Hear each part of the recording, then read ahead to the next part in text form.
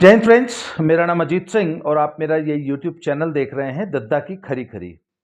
आज से 3-4 महीना पहले मैंने ना अपने इसी चैनल पे एक वीडियो बनाया था और जो लोग घुटनों और अपने जोड़ों का इलाज कराना चाहते हैं, एसीएल रिपेयर है, कंधे का जो जोड़ है ये ढीला हो जाता है, इसकी रिपेयर है, इसके अलावा जो इंजरीज हो जाती है उसके बाद नी रिप्लेसमेंट, हिप रिप्लेसमेंट, इस टाइप के सारी इलाज के लिए दिल्ली में एक सरकारी अस्पताल है सफदरजंग हॉस्पिटल के अंदर। उसका नाम है SIC, स्पोर्ट्स इंजरी सेंटर। तो उसके बारे में मैंने एक वीडियो बनाया था और वो वीडियो फिर धीरे धीरे काफी पॉपुलर हो गया कि पूरे देश में जितने भी लोग घुटनों से अपने या जोड़ों के इलाज कराना चाहते हैं उनके बीच में वो काफी पॉपुलर हो गया और लगातार चल रहा है। तो उसमें मुझे बहुत सारी क्वेरीज आती हैं, तो मैं ना वो जो जो और बहुत सारे लोग मुझे फोन करके पूछते हैं, बहुत सारे कमेंट्स में क्वेश्चंस आए जिनका मैं बहुत क्वेश्चंस का जवाब भी नहीं दे पाया हूं।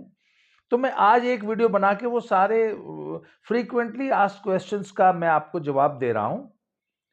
तो सबसे पहली बात तो जी, इसका नाम भर स्पोर्ट्स इंजरी सेंटर है और वो इसलिए है क्योंकि इसकी स्थापना जब कॉमनवेल्थ गेम्स हुई थी तब खिलाड़ियों को ध्यान में रख के की गई थी। पर उसके बाद जब कॉमनवेल्थ गेम्स खत्म हो गया तो इसे आम जनता के लिए खोल दिया गया है और अब कोई भी व्यक्ति जिसको अपने जोड़ों में कोई भी समस्या है वह व्यक्ति वहां इलाज करा सकता है। तो it is not a sports injury centre, it is a simple joints का, ये जोड़ों का इलाज करने वाला सरकारी अस्पताल है। सफदरजंग हॉस्पिटल के अंदर है। यहां पहुंचने का सबसे अच्छा तरीका है भैया, मेट्रो पकड़ो, एम्स उतर जाओ। एम्स सड़क के इस तरफ है, सफदरजंग इस तरफ है, दोनों आमने सामने हैं। और सफदरजंग चूंकि बहुत बड़ा अस्पताल है तो उसी अस्पताल के एक कोने में स्पोर्ट्स इंजरी सेंटर बना हुआ है।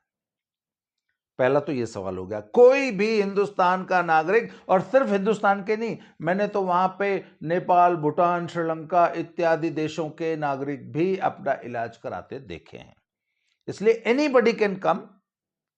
अच्छा, दूसरी बात है वहां कितना खर्चा आता है। सब वहां पे एक तो वो बहुत ही शानदार हॉस्पिटल है, मतलब 5 स्टार होटल जैसे होते हैं ना, जैसे हमारे आजकल के ये बहुत महंगे हॉस्पिटल्स हैं, मेदांता, फोर्टिस, ये वो अपोलो टाइप के जो कॉरपोरेट हॉस्पिटल्स हैं, उस स्टैंडर्ड का, बल्कि मैंने तो उससे भी बेहतर पाया है। स्पोर्ट्स इंजरी सेंटर मेदांता से भी बेहतर है अपनी भव्यता, अपनी साफ सफाई, अपनी नीट एंड क्लीन होने में, तब में और व्यवस्था में वो इन प्राइवेट हॉस्पिटल से लाख दर्जे बेहतर है। और इलाज सारा फ्री है। फ्री मतलब डॉक्टर आपका ऑपरेशन करेगा, उसके कोई पैसे नहीं लगेंगे आपके। आपको एक बहुत बढ़िया शानदार रूम में आपके अटेंडेंट के साथ रुकने की जगह मिलेगी। जो रूम होता है वो भी टोटली फ्री ऑफ कॉस्ट है। जो बेसिक दवाइयां अस्पताल के दौरान खर्च होती हैं ऑपरेशन के दौरान, वो भी ऑलमोस्ट फ्री हैं। और सिर्फ खर्चा क्या होता है, जो ऑपरेशन के बाद जो 2-2,500 की दवाइयां लगती हैं, कुछ एंटीबायोटिक्स, कुछ पेन किलर्स, उनका वो आपको खरीदनी है।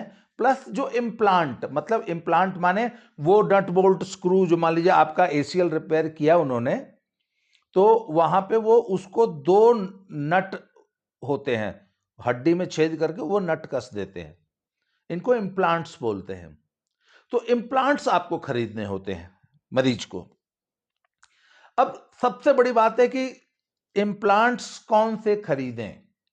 फॉर एग्जाम्पल, एक इम्प्लांट आपको, मान लीजिए आप ACL रिपेयर करा रहे हैं, एक इम्प्लांट आपको, जब मैंने अपने बेटे का ऑपरेशन कराया था आज से 5-6 साल पहले, तो जो सबसे अच्छा इम्प्लांट था, सो कॉल्ड सबसे अच्छा, अब वो अच्छा खराब कुछ नहीं होता है, जो सबसे महंगा था वो था लगभग 70-75 हजार का। एक मीडियम था जो कि था 25-30 हजार का, और जो सबसे सस्ता था वो शायद 7 हजार का था। तो अब सवाल है कि हमको कौन सा इम्प्लांट लगाना चाहिए, 80 हजार वाला लगवाएं या 7 या 8 जो 10 हजार वाला है वो लगवाएं।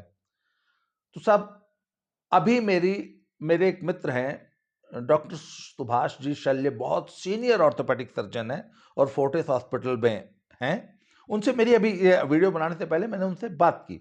उन्होंने कहा जी तीनों किस्म के इम्प्लांट में कोई अंतर नहीं है, तीनों एक हैं, सिर्फ दाम का अंतर है। फॉर एग्जाम्पल अपने घर पे अगर आप दाल बनाते हो तो 10 रुपए की पड़ती है, अपने पड़ोस के काके के ढाबे पे खाते हो तो 50 रुपए 60 रुपए प्लेट है, थोड़े और महंगे रेस्तोरां में खाओगे तो 200 रुपए प्लेट है, और दाल बुखारा बैठ के अगर मौर्य शेरेटन में खाओगे तो 1800 रुपए प्लेट है दाल ही। उसी तरह सारे डॉक्टर्स, आज तक मेरी जितने भी ऑर्थोपेडिक सर्जन से बात हुई है वो कहते हैं जी सच तो ये है कि 10,000 रुपए वाला इम्प्लांट भी वही काम करता है जो 25-30 हजार वाला करता है और जो 80,000 वाला करता है। पर जिसकी जेब में ज्यादा पैसे हैं, जिसको पैसे की खुजली मची हुई है, जिसको महंगा खरीद के ही संतुष्टि होती है, भैया वो तो 80,000 1 लाख वाला लगवा लेगा। पर मैं आपको ये सलाह दे रहा हूं कि उस अस्पताल में जो डॉक्टर्स आपको 3 दिखाएंगे, वहां पे 3 इम्प्लांट 3 क्वालिटी दिखाएंगे, जो सबसे सस्ता है वो लगवाओ, महंगे के चक्कर में मत पड़ो। हाँ, अगर पैसे बहुत ज्यादा हो रहे हैं, पैसे की खुजली बहुत मची हुई है तो चाहे जो लगवा लो। पर सारे डॉक्टर जो जो ईमानदारी की बात करते हैं वो ये कहते हैं कि जो सबसे सस्ता वाला इम्प्लांट है वो लगवाइए, वो भी वही सर्विस देगा जो महंगा वाला देगा। तीसरा विषय, कहां कराएं? मैंने कहा भाई एसआईसी में करा लो, सफदरजंग दिल्ली में, अच्छे डॉक्टर हैं। देखो जी ये जो ऑर्थोपेडिक सर्जरी है ना, ऑर्थोपेडिक डॉक्टर को बोलते हैं ना कि ये तो कहते हैं ये तो डॉक्टर है ही नहीं, ये आपस में डॉक्टर लोग ना ऑर्थोपेडिक सर्जन को पता क्या बोलते हैं कि भाई तुम तो मिस्त्री हो, मिस्त्राना करते हो। मिस्त्राना मतलब जो नट बोल्ट, ये आरी हथौड़ी है ना, मिस्त्री यही काम करते हैं ना। तो ये ऑर्थोपेडिक सर्जरी जो है ना, ये मिस्त्राने का काम है और बहुत ही सिंपल सर्जरी होती है, आम लोगों को बेशक कॉम्प्लिकेटेड लगे। और अब तो ये इतने ज्यादा हिंदुस्तान में सर्जन्स हैं और सारे अच्छे हैं, कोई खराब नहीं है। चाहे जहां करा लो, प्राइवेट में करा लो, सरकारी में करा लो, इस वक्त देश में 1,000 से ज्यादा सर्जन होंगे और आजकल तो हर छोटे छोटे शहर में ऑर्थोस्कोपिक सर्जन बैठे हैं जो कि ये सर्जरी कर देते हैं। तो फिर फर्क क्या पड़ता है? देखो जी, चाहे वो एसीएल रिपेयर हो घुटने का, चाहे वो नी रिप्लेसमेंट हो, चाहे हिप रिप्लेसमेंट हो, कुछ भी कोई भी जोड़ों की सर्जरी है, उसमें डॉक्टर का रोल है 25 या 50%। वो ऑपरेशन करके आपको घर भेज देगा, उसके बाद रोल है आपका। अगर आपको सामान्य जीवन जीना है और आप चाहते हैं कि सर्जरी के बाद आपका घुटना, आपका हिप, आपका शरीर एकदम 100% काम करे, तो आपको उस घुटने की, उस जोड़ की, उस अंग की एक्सरसाइज और फिजियोथेरेपी करनी है अगले 9 महीने तक, और वो एकदम सीरियसली करनी है। अगर वो नहीं करेंगे, अगर आप एक्सरसाइज और फिजियोथेरेपी नहीं करेंगे तो भगवान भी आपको ऑपरेशन करेंगे ना, खुद महाराज धन्वंतरी और सुश्रुत और चरक, वो खुद साक्षात स्वयं आकर भी आपको ऑपरेशन कर देंगे तो भी आपका घुटना या जोड़ ठीक नहीं होगा, क्योंकि वो 100% उसमें मूवमेंट आता है जब आप उस घुटने की या उस अंग की फिजियोथेरेपी करते हैं, एक्सरसाइज करते हैं। फेल्ड सर्जरी का सबसे बड़ा एग्जाम्पल जो इस देश में है ना, वो थे हमारे परम आदरणीय पूजनीय श्रद्धेय श्री अटल बिहारी जी वाजपेयी।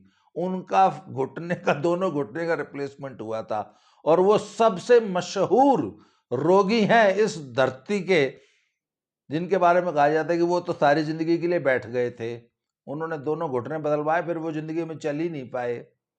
क्यों? क्योंकि इतने ढीठ आदमी थे हमारे अटल जी कि उनने एक्सरसाइज की ही नहीं। अब उनको, भाई आम आदमी को तो बेचारे को फिजियोथेरेपी सेंटर जाना पड़ेगा ना, या खुद एक्सरसाइज करनी पड़ेगी। उनके तो घर पे शायद पीएम थे तब भी, या जब भी उन्होंने कराया हो मुझे ये पता नहीं, पर वो तो इतने बड़े राजनेता थे देश के, उनके घर पे फिजियोथेरेपिस्ट आते थे तब, और एक से एक बड़े फिजियोथेरेपिस्ट। उनने कभी एक्सरसाइज की ही नहीं, फिजियोथेरेपिस्ट को भगा देते थे। एक मैंने सुना कि एक, जब उनके पास एक फिजियोथेरेपिस्ट आई, बड़ी सुंदर सी प्यारी सी बच्ची थी, लड़की थी, तो वो आती थी उनको एक्सरसाइज कराने, उसके साथ बैठ के गप्पे मारते थे, चाय पीते थे, और उसको शेरो शायरी सुनाते थे, उसको कविताएं सुनाते थे। 1 घंटे बाद उसको भेज देते थे। वो बोलती सर एक्सरसाइज, बोला रहे छोड़ो कल करेंगे। तो वो कल करते करते साहब उनका वो चलने लायक हुआ ही नहीं, क्योंकि उन्होंने एक्सरसाइज फिजियोथेरेपी नहीं की। तो भैया सर्जरी करा लेना बहुत आसान है, पर सर्जरी कराने के बाद अटल बिहारी वाजपेयी मत बन जाना। इस घुटने के या कोई भी हिप रिप्लेसमेंट, नी रिप्लेसमेंट, या कोई भी सर्जरी अगर आप करेंगे अपने शरीर की, तो उसके बाद आपका मुख्य काम सर्जरी के बाद शुरू होता है एक्सरसाइज का। उसमें अगर आपने लापरवाही कर दी तो फिर आपका जोड़ सही नहीं होगा। उसके बाद आप उस अस्पताल को या उस डॉक्टर को बदनाम करोगे, गाली दोगे। दुनिया के सबसे मशहूर ऑर्थोपेडिक सर्जन थे डॉक्टर चित्तरंजन राणावत। उन्होंने की थी अटल जी की सर्जरी, और चलना तो क्या, बिस्तर से उतरने लायक नहीं बचे थे उस सर्जरी के बाद। क्यों? उसमें डॉक्टर राणावत की गलती नहीं थी, अटल जी की गलती थी। अगला पॉइंट, जैसे ही अगर आप एसआईसी में अपने घुटने का, मान लीजिए एसीएल रिपेयर कराते हैं, तो दिन में 1 डेढ़ 2 बजे जो है वो ऑपरेशन होता है आमतौर पे। तो जब ऑपरेशन होगा तो आपको ऑपरेशन के बाद वो आपके बेड पे शिफ्ट कर देंगे रूम में। उस दिन आपको वो देंगे, पेशाब विशाब सही से हो जाए, जो एनेस्थीसिया आपको उन्होंने लोकल दिया था उसका असर खत्म हो जाए, सब कुछ ठीक हो जाए। अगले दिन यानी सर्जरी के लगभग 20-22 घंटे बाद सब डॉक्टर आएगा, उसके साथ एक फिजियोथेरेपिस्ट आएगा और आपके घुटने को मोड़ेगा, और 90 डिग्री, ऐसे सीधा घुटना है उसको ऐसे मोड़ेगा, ऐसे ऐसे, है ना। ये 90 डिग्री का एंगल जब तक आपका घुटना नहीं बनाने लगेगा तब तक वो आपको उस अस्पताल से रिलीज नहीं करेंगे। तो कुछ लोगों का तो 2 घंटे में 90 डिग्री तक मुड़ने लगता है, कुछ लोगों के 1-2 दिन लग जाते हैं, कुछ लोगों को बड़ी तकलीफ होती है। जैसे मेरे बेटे का घुटना बड़ी मुश्किल से मुड़ा था, क्योंकि वो उसके लेग्स बहुत हैवी थे, उसका घुटना बहुत भारी था और मसल मास बहुत ज़्यादा था घुटने के इर्द-गिर्द, हैवी बॉडी है ना उसकी। तो उसको घुटना मोड़ने में 2 दिन लग गए थे। 90 डिग्री मोड़ोगे तभी वो अस्पताल से छुट्टी मिलेगी, और उसके बाद वो पहले दिन से ही एक्सरसाइज शुरू करा देते हैं और फिर बोलते हैं कि जाओ एक्सरसाइज करो, और हर 15 दिन बाद आके दिखाओ, कि उससे वो ये जज करने की कोशिश करते हैं कि आप एक्सरसाइज कर रहे हैं कि नहीं कर रहे हैं। तीसरा एक है कि पहले उस अस्पताल में ओपीडी सिर्फ शायद बुधवार और शनिवार को होती थी, अब मुझे बताया गया है कि अब रोज ओपीडी होने लगी है। इसलिए, पर आप इसको कंफर्म कर लीजिए, अभी अभी तक मैंने कंफर्म नहीं, मैं नहीं कर पाया हूं कि अब ओपीडी रोज होती है या बुधवार को होती है। ओपीडी का सिस्टम यह है कि सुबह सुबह थोड़ा जल्दी पहुंच जाइए, 8:30 तक अस्पताल में पहुंच जाइए, 8:30 बजे पर्ची बननी शुरू हो जाती है। अगर आप पर्ची थोड़ा सा जल्दी बनवा लेंगे तो 9, 9:15 तक आपको डॉक्टर देख लेगा, और अगर आपकी एमआरआई ठीक है तो वो वहीं तुरंत बता देगा। हो सकता है आपको एमआरआई दोबारा करवानी हो, या आपकी एमआरआई बहुत पुरानी हो गई हो, तो वो एमआरआई कराने के लिए लिख देते हैं।